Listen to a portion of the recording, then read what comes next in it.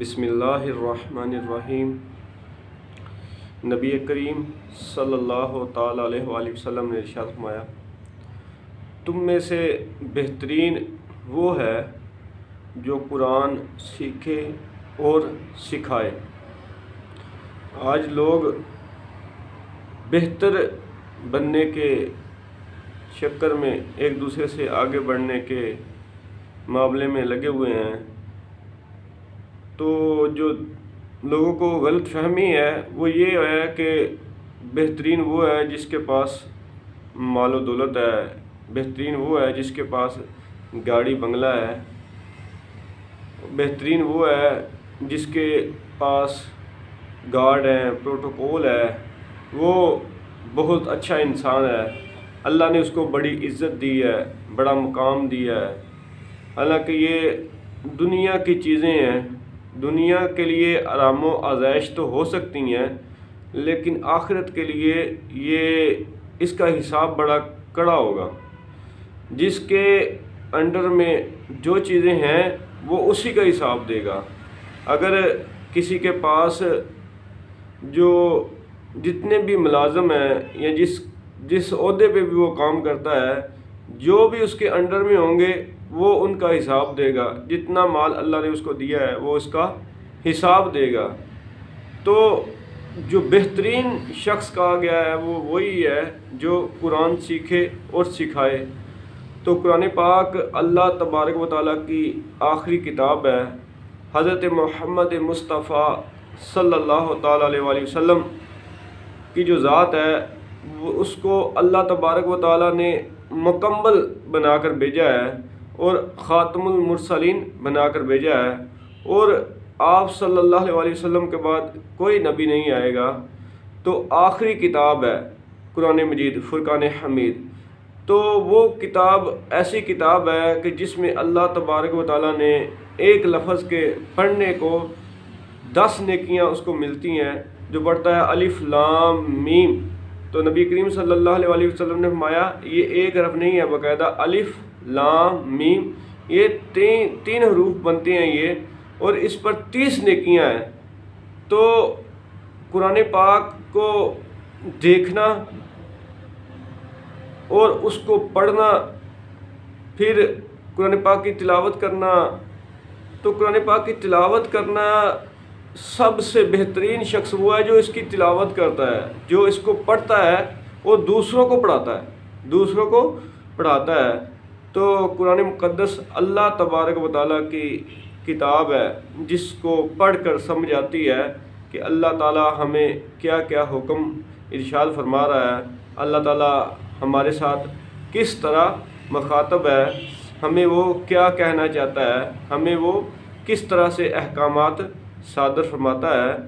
تو قرآن مجید کو صرف کوئی فوت ہو جائے اس پر ہی نہیں پڑھنا چاہیے، یا کوئی بیمار ہو جائے سورۃ یاسین پڑھا دی جاتی ہے، سورۃ رحمان، کوئی پریشانی ہو جائے تو اس پر ہی ہمیں قرآن پاک کو پڑھانے کا یاد آتا ہے، یا کوئی پریشان ہو تو کہتے ہیں جی حضرت جی کوئی وظیفہ بتا دیں، تو قرآن پاک کی تلاوت بتا دی جاتی ہے۔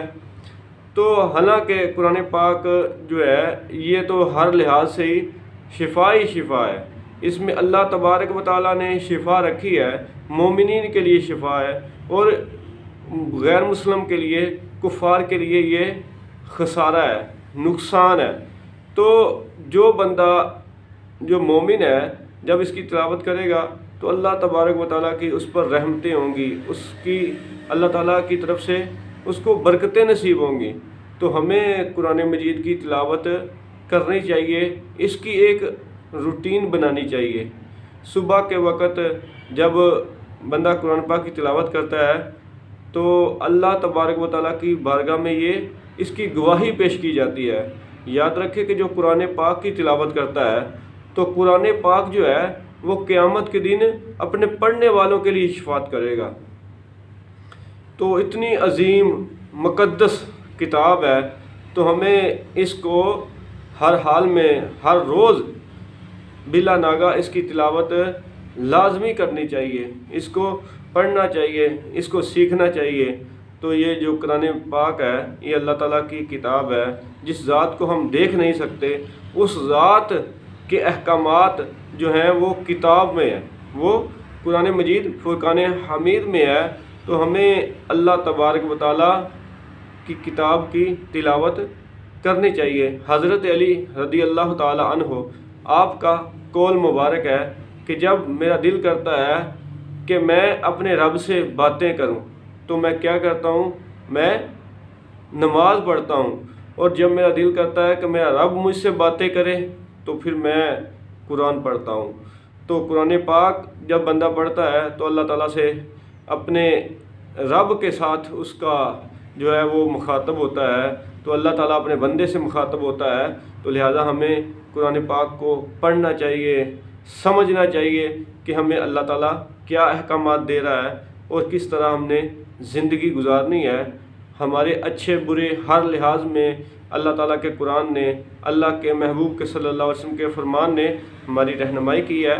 لہٰذا ہماری جو حالت جو زوال کی طرف ہم جا رہے ہیں وہ اسی وجہ سے ہی ہے کہ ہم نے اللہ تعالیٰ کے قرآن کو اور نبی کے فرمان کو چھوڑ دیا۔ جب اللہ اور اس کے رسول صلی اللہ علیہ وسلم کے فرمان کو چھوڑ دیں گے، تعلیمات اسلامیہ چھوڑ دیں گے اور غیر مسلم کی تعلیمات پر عمل کریں گے تو پھر ہمارے لیے وبال ہی ہوگا، ہمارے لیے ذلت ہی ہوگی۔ تو ہمارے لیے عزت اس میں ہے کہ ہم قرآن پاک کی تلاوت کریں، خود تلاوت کریں اور اپنے بچوں کو بھی اس کی تلاوت کروائیں، قرآن خود بھی سیکھیں اور بچوں کو بھی سکھائیں۔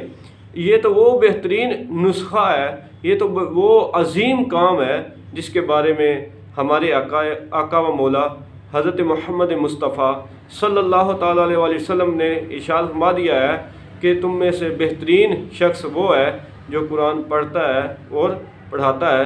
اللہ تعالیٰ ہمیں قرآن پاک سے محبت اور قرآن پاک کی تلاوت کرنے کی توفیق عطا فرمائے، آمین۔